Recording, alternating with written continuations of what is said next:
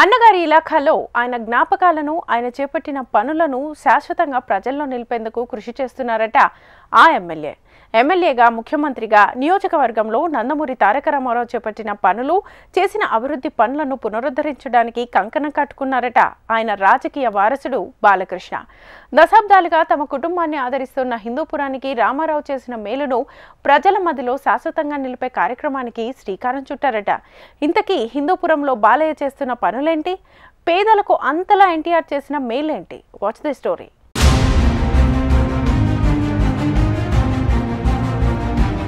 కూడు గుడ్డ గూడు నినాదంతో రాజకీయాల్లోకి వచ్చిన నందమూరి తారక రామారావు పార్టీ స్థాపించి 9 నెలల్లోనే అధికారం చేపట్టి చరిత్ర సృష్టించారు. హిందూపురం కేంద్రంగానే ఆయన రాజకీయం నెరిపారు. రాయలసీమ దత్తపుత్రుడిగా ప్రకటించుకున్న ఎన్టీఆర్ హిందూపురం ఎమ్మెల్యేగా కొనసాగారు. పార్టీ ఆవిర్భావం నుంచి హిందూపురంలో తెలుగుదేశం జెండా రెపరెపలాడుతోంది. ఇప్పటివరకు జరిగిన అసెంబ్లీ ఎన్నికల్లో ఆ నియోజకవర్గంలో టీడీపీ గెలుస్తూ వస్తోంది.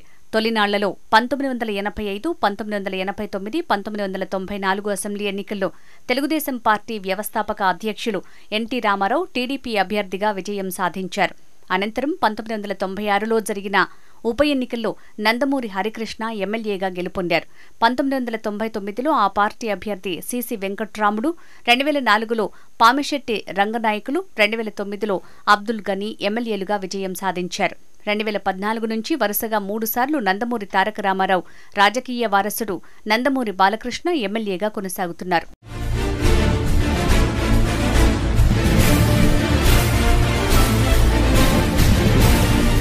ఉమ్మడి రాష్ట్రంలో ఎన్టీఆర్ హిందూపురంను రాజకీయ కేంద్రంగా చేసుకున్నారు. ముఖ్యమంత్రిగా, ప్రతిపక్ష నేతగా ఆయన నియోజకవర్గంలో అనేక సంక్షేమ, అభివృద్ధి కార్యక్రమాలు చేపట్టారు.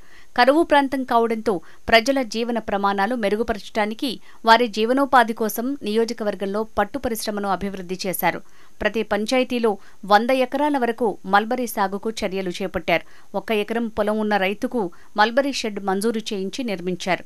ఉమ్మడి ఆంధ్రప్రదేశ్లో ఎక్కడా లేని విధంగా పట్టుగూళ్ల మార్కెట్ను హిందూపురంలో నిర్మించి రైతులు తమ ఉత్పత్తులను అమ్ముకునే సౌకర్యం కల్పించారు. పట్టు రైతులకు గిట్టుబాటు ధర వచ్చే విధంగా అప్పట్లో ఎన్టీఆర్ చర్యలు తీసుకున్నారట. పట్టుగూళ్లకు ఇన్సెంటివ్స్ ఇవ్వడంతో పాటు ముదిరెడ్డిపల్లిలో హ్యాండ్లూమ్స్ ని ప్రారంభించి ఉపాధి అవకాశాలు కల్పించారు. రెసిడెన్షియల్ పాఠశాలలు, ఆధునిక వైద్యశాలలు నిర్మించి ప్రజలకు విద్య, వైద్యం అందేలా చర్యలు చేపట్టారు. సీఎం హోదాలో నియోజకవర్గంలో పేదలకు ఇళ్ల పట్టాలు, నిరుపేదలకు భూములు పంపిణీ చేశారు.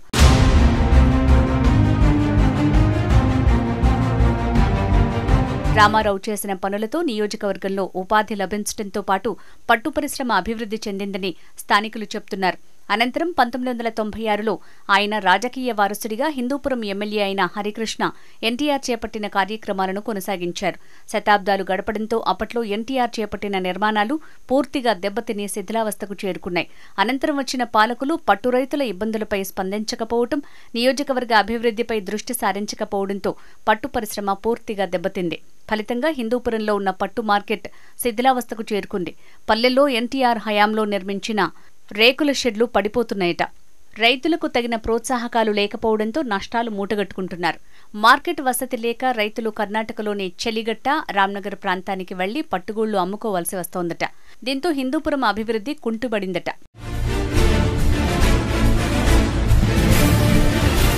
తండ్రి ఎన్టీఆర్ చేపట్టిన అభివృద్ధి పనులు, ఆయన చేసిన సేవలు ప్రజల మధ్య నుంచి చెరిగిపోకూడదని ఎమ్మెల్యే బాలయ్య భావిస్తున్నారట.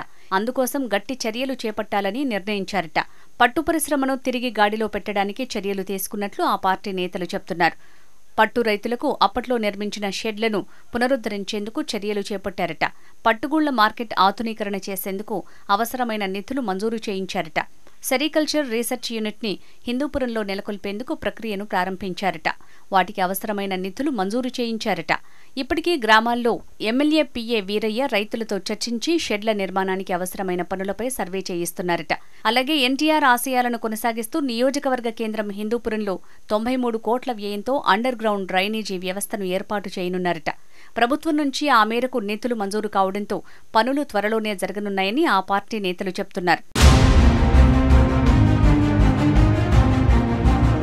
పట్టణంలోని మార్కెట్తో పాటు ప్రభుత్వ వైద్యశాలను ఇప్పటికే ఆధునీకరించారట. 100 పడకల ఆసుపత్రిగా అప్గ్రేడ్ చేశారు. బాలకృష్ణ ఎమ్మెల్యే అయిన కొత్తలో 193 కోట్ల వ్యయంతో గొల్లపల్లి రిజర్వాయర్ నుంచి పైప్లైన్ నిర్మాణం చేపట్టి శాశ్వతంగా నీటి సమస్యను పరిష్కరించారు. హిందూపురంలో స్వర్గీయ ఎన్టీఆర్ చేపట్టిన పనులు, ఆయన చేసిన మేలును ప్రజల మదిలో శాశ్వతంగా ఉంచేలా బాలయ్య చర్యలు చేపడుతున్నారట. పేదల అభివృద్ధి కోసం అప్పట్లో ఎన్టీఆర్ చేపట్టిన పనులను పునరుద్ధరించి వారి మన్ననలను పొందాలని, అన్నగారి ఆశయాలు జనంలో పదిలంగా ఉంచాలని ఎమ్మెల్యే కృషి చేస్తున్నారట. ప్రజలే దేవుళ్లు, సమాజమే దేవాలయం అని భావించి ఎన్టీఆర్ చేసిన రాజకీయాన్ని హిందూపురంలో ఆయన వారసుడిగా బాలకృష్ణ కొనసాగించాలని చూస్తున్నారట. చూడాలి మరి ఆయన చేపట్టిన చర్యలు ఏమాత్రం ఫలితమిస్తాయో, పునరుద్ధరణ పనులు ఎప్పటికి పూర్తవుతాయో.